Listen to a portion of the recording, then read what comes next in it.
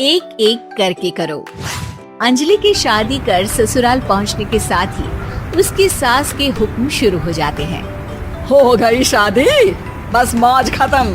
कल से जल्दी उठकर काम पर लग जाना है। अरे माँ आज ही यहाँ आई है, इसे सब समझने के लिए कुछ दिन तो दो। मेरे और बहू के बीच की बात है, तू घर के मामले में ना बोलियो। इस पर जतिन वहाँ से अपने कमरे में चला जाता है और सास अंजलि को काम की लिस्ट सुनाने लगती है। सुबह पहले घर की सफाई करनी है, फिर कपड़े धोने हैं, साथ में खाना भी बनाना है। एक की वजह से दूसरा काम रुकना नहीं चाहिए है। जी मम्मी जी ठीक है।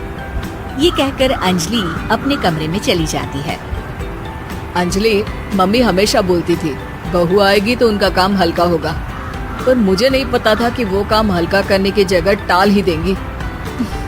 कुछ नहीं होता, ये सब मैं अपने घर में भी तो करती थी, मुझे आदत है, कोई दिक्कत नहीं होगी। ठीक है, पर अगर कुछ हो तो बता देना। दोनों सो जाते हैं और अगली सुबह से अंजलि जल्दी उठ के सास के बताए कामों में जुट जाती है, जिसमें वो जैसे ही कपड़े धोने लगती है तो सास वहाँ आ जाती है। अरे सुनो, ये कपड़े ऐसे नहीं धुलेंगे, सबको डिवाइड कर फिर एक एक करके अलग अलग धोने हैं। क्या एक एक कपड़ा अलग करके? एक बार में सुनाई नहीं देता क्या? वही बोला है मैंने, लग जाओ काम पर हैं? सास की बात मानते हुए अंजलि एक एक करके कपड़े धोना शुरू करती है, जिसे करते हुए आधा दिन बीत जाता है। अरे रे, सुबह से कब दोपहर हो गई पता ही नहीं चला, अभी तो खाना भी बनाना है। अंजलि भागते हुए रसोई में जाती है, जहाँ उसकी सास पहले से ही उसे खड़ी मिलती है। खाना बना लेना, देखो पहले पकोड़े तल दो और एक एक पकोड़े अलग अलग तलना, नहीं तो कोई कच्चा कोई पक्का रह जाता है। सास की हर बात में एक एक की कहानी अंजलि के समझ में नहीं आती, लेकिन फिर भी वो बिना कुछ बोले काम करती रहती है। अगली सुबह फिर वही शुरू होता है और सास एक बार फिर खाने के समय रसोई में आती है। आज क्या बन रहा है हैं? वो जतिन ने भिंडी की सब्जी, रोटी और धनिया की चटनी बोली है, इसलिए वही बना रही हूँ। अरे वाह जी वाह, बढ़िया है। पर भिंडी एक एक करके धोना, फिर टोवेल से पोंछकर एक एक करके ही काटना, साथ ही धनिया की पत्ती भी एक एक करके ही धोना। अरे पर मम्मी जी। अरे क्या पर, सफाई का ध्यान रखना आता भी है या नहीं है?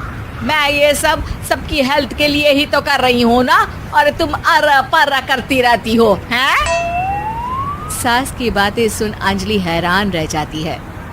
मैं तो सिर्फ सोचती थी कि जानबूझकर मेरा काम बढ़ाने के लिए ये सब करती हैं, पर ये तो काम बढ़ाने के साथ परेशान भी करना चाहती हैं। मैंने इनकी कौन सी बहस खोल दी जो इतनी दुश्मनी निकाल रही हैं? अब क्या करूं? अब अंजलि सास की बातों और हरकतों के बीच फंस जाती है। काम के लिए मना भी नहीं कर सकती, नहीं तो जाने कौन सा ड्रामा खड़ा कर दे। पर अंजलि तुझे कुछ तो करना पड़ेगा। इतनी देर में जतिन भी वहां आ जाता है। अरे कौन ड्रामा खड़ा कर रहा है और क्या करना पड़ेगा? जतिन की बात सुन अंजलि सोच में पड़ जाती है। इन्हें सच बताऊं या नहीं? पर अगर ये गुस्सा हो गए तो?